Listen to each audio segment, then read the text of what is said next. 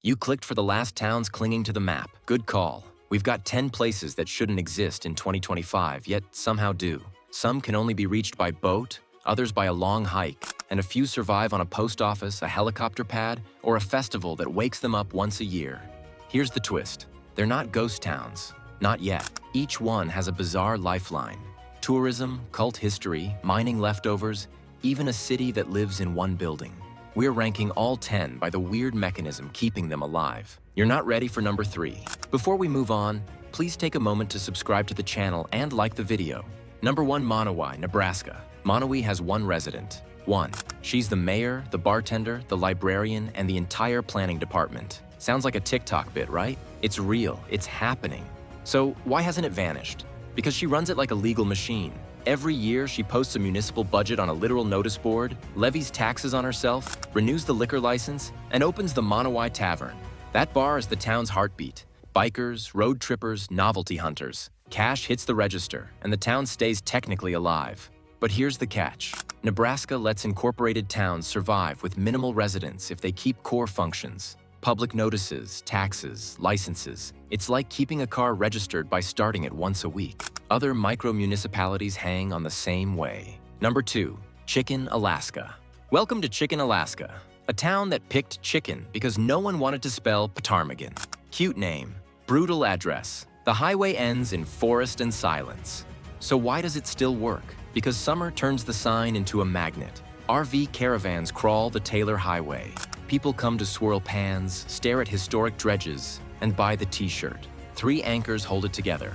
A cafe, a saloon, a gift shop. That's the whole downtown and the whole business plan. But here's the catch. Winter is a shutdown sequence. The road closes for months. Power is generator hum. Internet rides a satellite, and the population can drop to single digits. July to September pays for everything. So Chicken survives by being memeable and minnable. You photograph the name. You hunt a flake of gold. From there, we head to a canyon where outlaw stories still cash checks. Number 3, Jarbidge, Nevada. Jarbidge sits at the end of a road that dead ends into a canyon. No service is literal. Your phone won't help, and neither will a missing gas pump. You arrive stocked, or you don't arrive.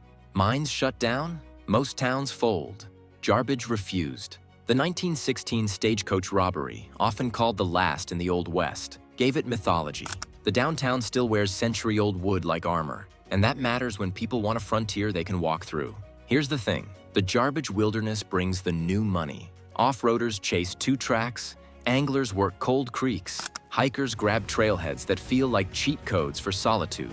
County crews keep the road barely tamed, but snow and mud gatekeep the calendar. Businesses flex with the seasons, and the Historical Society feeds heritage tourists. Number 4, Whittier, Alaska. Want a shortcut for running a town? Put almost everyone in one high-rise. Whittier did. Baggage Towers isn't just apartments. It packs city offices, a school, a church, and the post office under one roof. It's like living in a municipal Swiss Army knife. But here's the catch. Life funnels through a single tunnel. The Anton Anderson Memorial Tunnel, North America's longest combined rail highway tunnel, opens on a set schedule. Miss a window, you wait. Groceries, workers, tourists, all move to that rhythm. The payoff comes from the port. Cruise stopovers and charter fishing drop bursts of cash into a place constantly fighting weather. That cycle exists because of a World War II legacy. Federal money cut the tunnel, built the strategic port, and left infrastructure that still pays the bills. Number 5, Port Allsworth, Alaska. No road in, planes only. Port Allsworth runs on wings, not wheels. It's a launch pad to Lake Clark National Park, not a ghost town. You land, you step onto gravel that doubles as Main Street, and the town starts moving. But here's the catch. Every gallon of milk flies in. Fuel flies in. The cost of living rides the freight bill. Air taxis are the bus system, the delivery truck, and the Uber, plus medevac when things go sideways. Here's the thing. Summer is the cash window. Bear viewing, fishing, backpacking. Lodges fill, guides work, and the runway never sleeps. FAA subsidies and the essential air service keep connections viable when tourist dollars thin out. Clinics, a school, and community groups hold the off-season together so families can actually stay. Number 6, McDermott, Nevada. One town, 2 rulebooks. McDermott straddles the Nevada-Oregon line. so your zip and your laws can flip at the curb.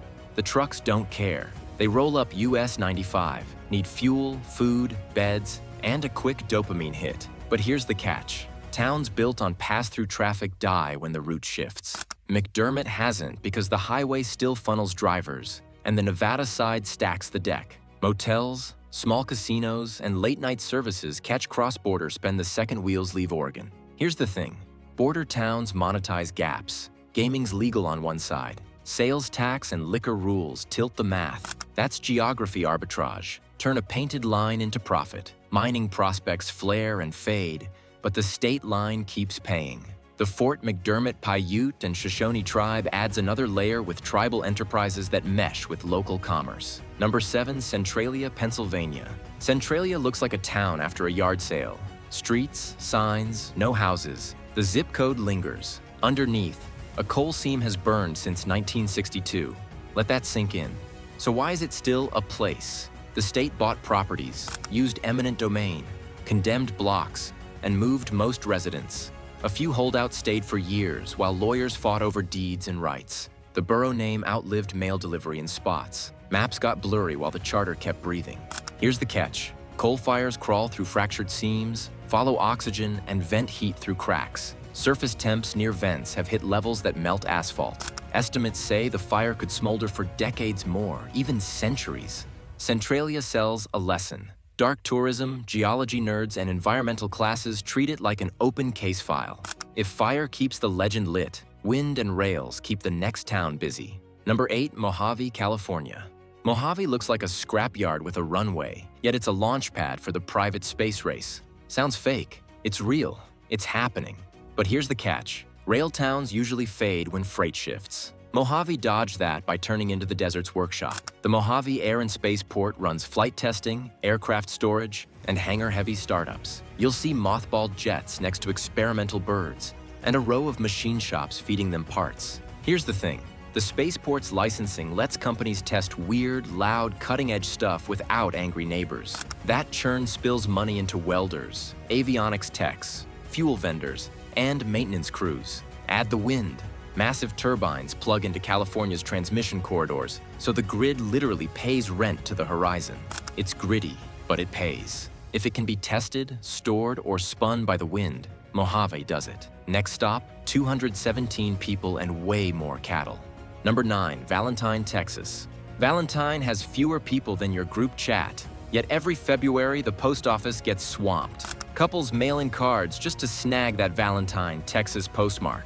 Let that sink in. But here's the catch. Outside February, there's no big industry propping this place up. So how does it hang on in the Trans-Pecos? 2 lifelines. First, the USPS surge. Volunteers help hand-cancel thousands of envelopes with a special design each year. It's low overhead, high visibility, and a tiny cash drip from stamps and foot traffic. Second, Prada Marfa sits a half-hour away like a mirage. It's not a store. It's a roadside art piece that pulls road trippers off US 90. They stop for gas, snacks, and the shot. That's a microeconomy.